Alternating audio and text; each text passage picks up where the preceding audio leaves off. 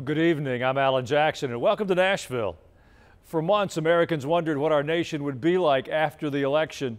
Conservatives watched as Trump endured attack after attack from those who wanted to silence him. The lawfare, the dishonest media, even the repeated assassination attempts would have been too much for any one person to overcome. Yet here we are, barreling forward after an election result that's as rare as they come. Voted out of office and then 4 years later invited back to the White House. Well, President Trump and his team are determined, focused, and fast, doing more in one day than the previous administration did each week.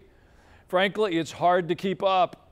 We're at the beginning of another week, and I'm sure there is a great deal of change ahead of us. But we have a guest who always has a way of looking at things from a 30,000-foot view.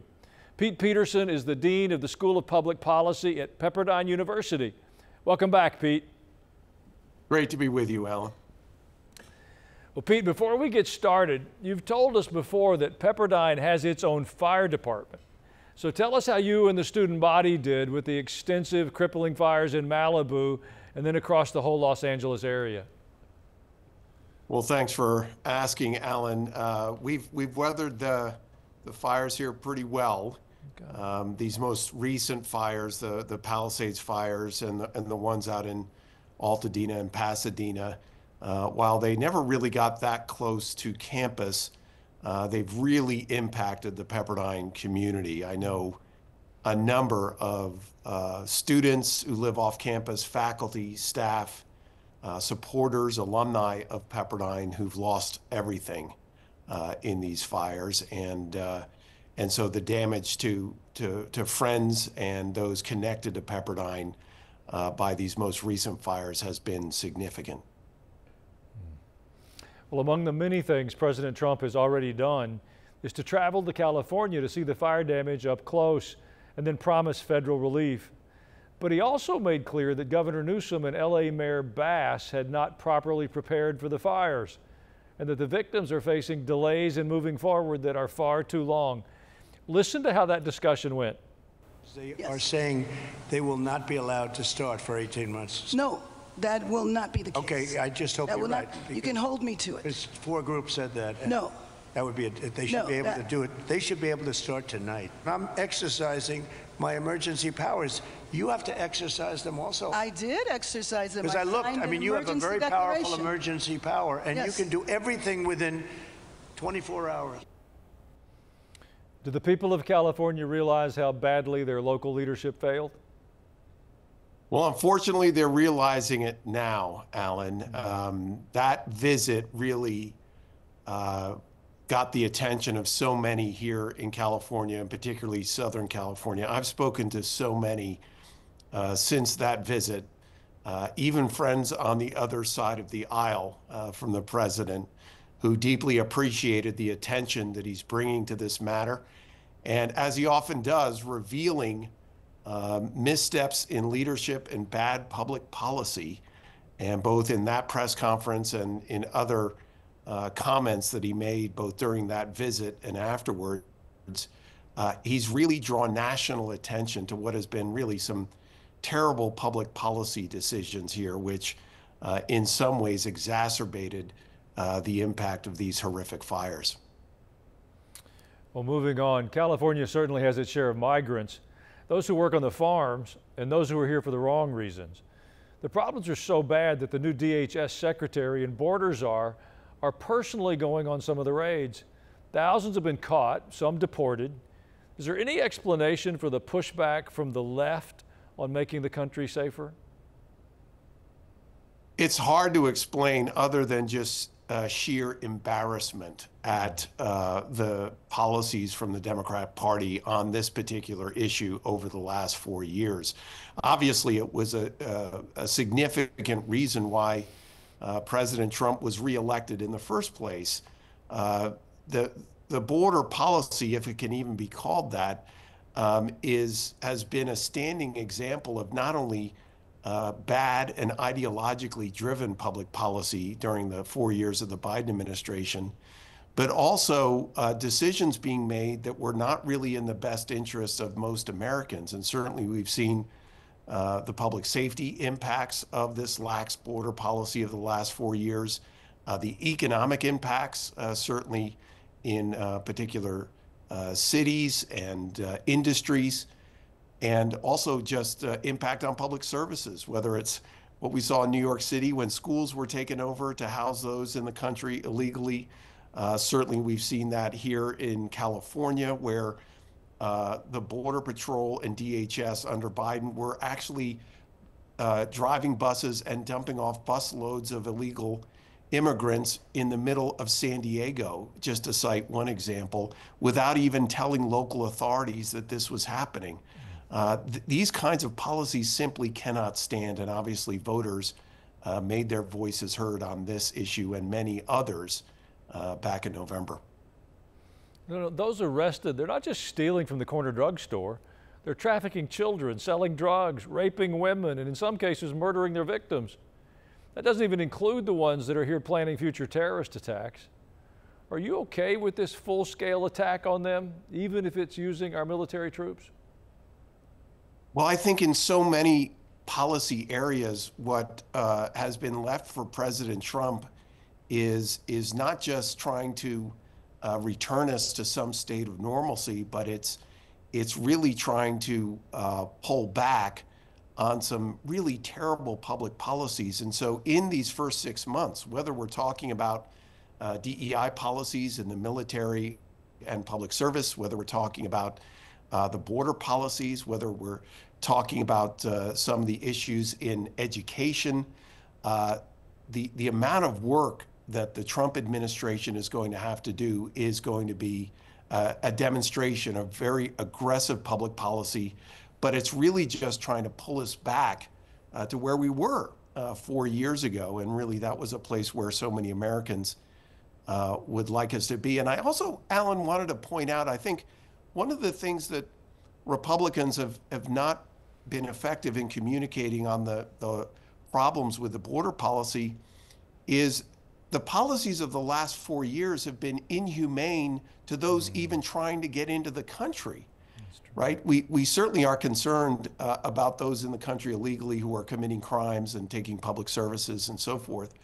But even for those that are being trafficked, the incentives that are given to traffickers and coyotes, the number of people who die on the way here who've been incentivized to come into the country because of Biden's lax border policies, really it's inhumane what the country has been supporting under the Biden administration as it related to border policy, both for Americans, but also for those trying to get into the country.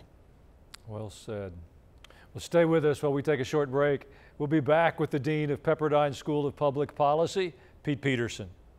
In the meantime, you can write us an email and send it to comments@alanjacksonnow.com.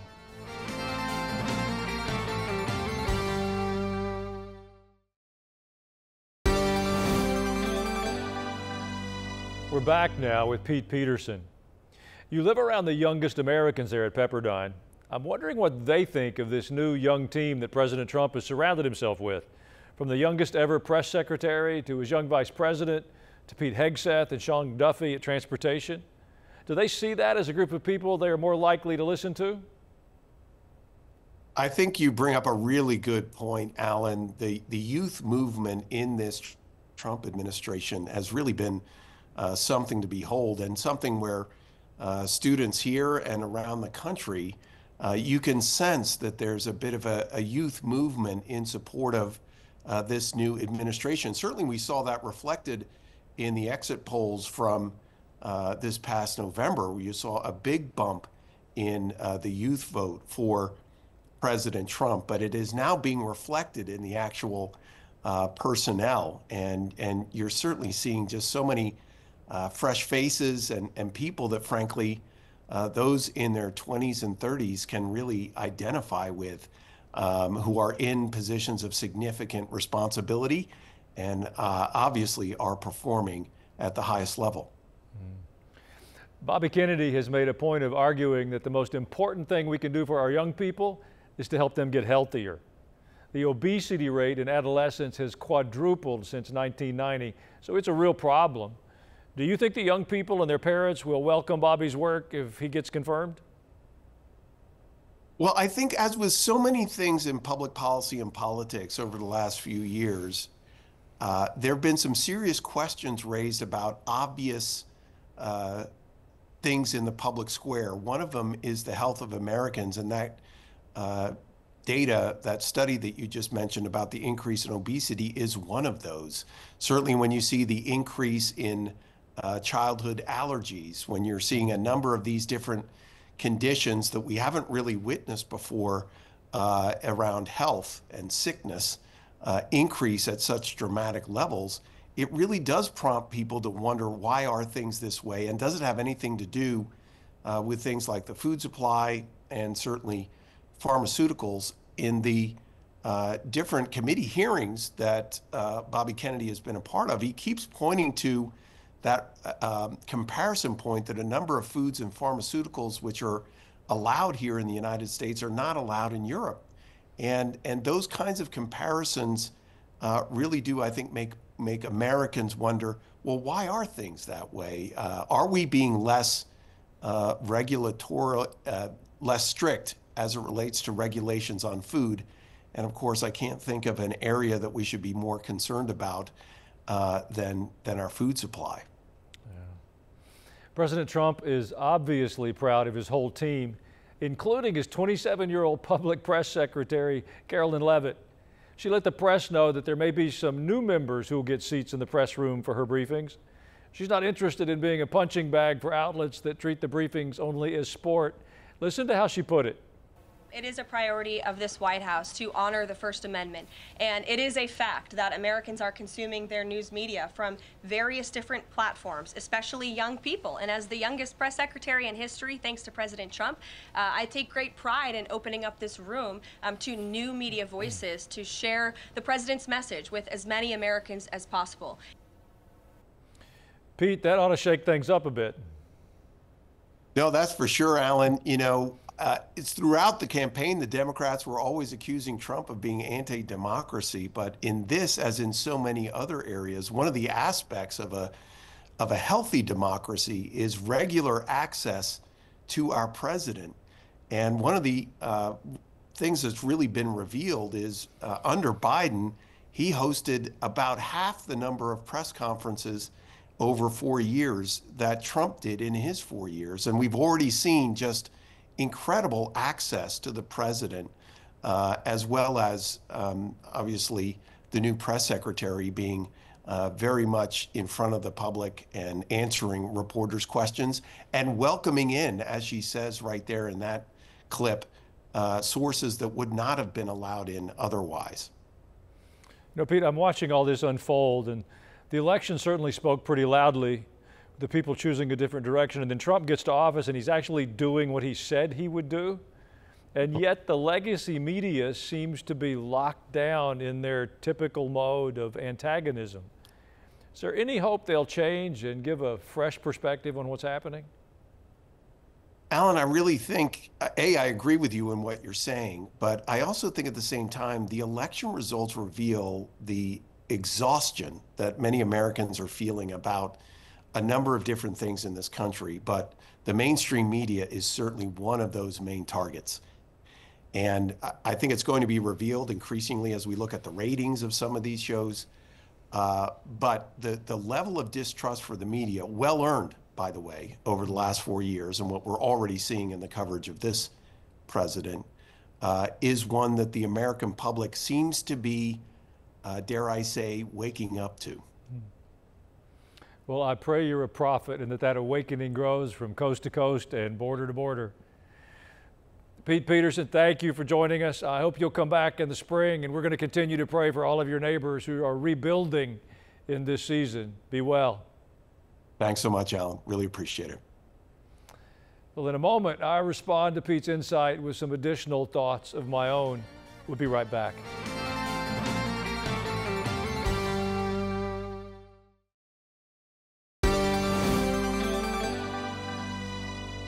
You know, it's truly remarkable the changes that are swirling around us these days and the multitude of opinions that are being expressed. I'm encouraged to see some of the steps taken by this new administration, from cracking down on the border and then removing violent criminals who are here illegally, to the steps taken to reduce government excess, such as eliminating DEI offices and positions from federal agencies that our tax dollars paid for. Well, the reality of change is that it is never embraced by everyone. In the American Revolution, they say that only about a third of the colonists were in favor of the revolution. Another third were supportive of the British. And then there was another third who were just going to wait and see before they expressed an opinion. Well, it wasn't that different in the times of Jesus. When Jesus came and began his public ministry, not everybody chose to be his follower. There are many opinions expressed during seasons of change, lots of opinions, an unending expression of opinions and feelings. But I would submit to you that if the consequences are significant, then decisions need to be made based upon more than individual opinion or even preference. For those of us who consider ourselves to be Christ followers, we have a resource. Some of you may remember Psalm 119, it's verse 105. Your word is a lamp to my feet and a light to my path. Scripture is essential when we're navigating seasons of change. It's more than just my opinion or what I think. The Bible actually provides perspective given to us by the designer. Don't forfeit the guidance of God by not reading your Bible. That information changes everything, and that brings more reasons for hope than despair, I promise. Well, that's my message for tonight. And after a short break, we're going to start looking at your messages.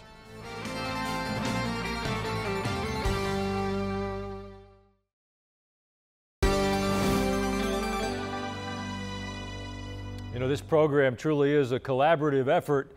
Your willingness to send us your emails and share your thoughts and perspectives help us not just fashion the program, but to imagine what we want to do in the future. Thanks for that investment. Lois from Missouri wrote, now that Mike Huckabee has finished his weekly one-hour variety show, I think you should fill that spot. You're already in Nashville, and I guarantee we'll have more reasons for hope than despair. Well, Lois, I appreciate your vote. I would have to learn to play the bass before I could fill Mike's shoes on that program. I do want to ask you not to forget the governor. He is moving to Israel as the U.S. ambassador in that nation, and it is a troubling time for our friends in Israel. And as grateful as I am that Mike is on his way, our prayers will make ultimately a tremendous difference. So don't just miss him on television. Take the time to pray for him. Lee S. from Ohio said, you have helped me realize I need to step out of my comfort zone to be more assertive with my beliefs. Thank you. Well, you're welcome, Lee. It's an important message for the church. You know, I don't know exactly when it happened, but somewhere in recent years, we decided to retreat into our churches and our Sunday school classes and our small groups and conduct polite Bible studies and look through the windows of the church and wonder about what was happening out there. And while we've done that, we've watched one of the most precipitous declines of Christian influence in the history of the church. And now we have to change.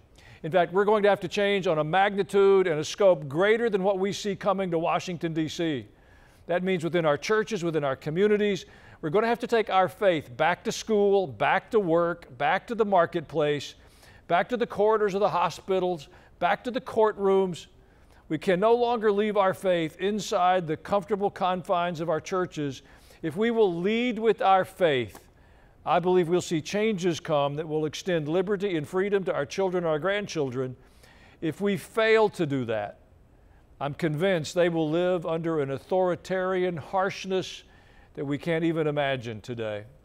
Don't lose your courage. Then Mindy from New York wrote, I was impressed with the new White House press secretary, Carolyn Leavitt. Can you have her on the show sometime? Well, I would love to, Mindy. I have a feeling she's going to be a bit busy for a while, but if her schedule permits, we will do our best to sit down and have a conversation. You know, she worked with a previous press secretary, Kayleigh McEnany, and we've had Kayleigh here. She has a very vibrant, living faith, and I believe we're going to see that expressed in our newest press secretary. Pray for her. That is not a simple room where she convenes a gathering on a regular basis. She often has a hostile audience that are looking for things that they can pounce on to find weaknesses in our new administration and their policies. I know your prayers will make a tremendous amount of difference. Well, I want to personally thank you for watching this show.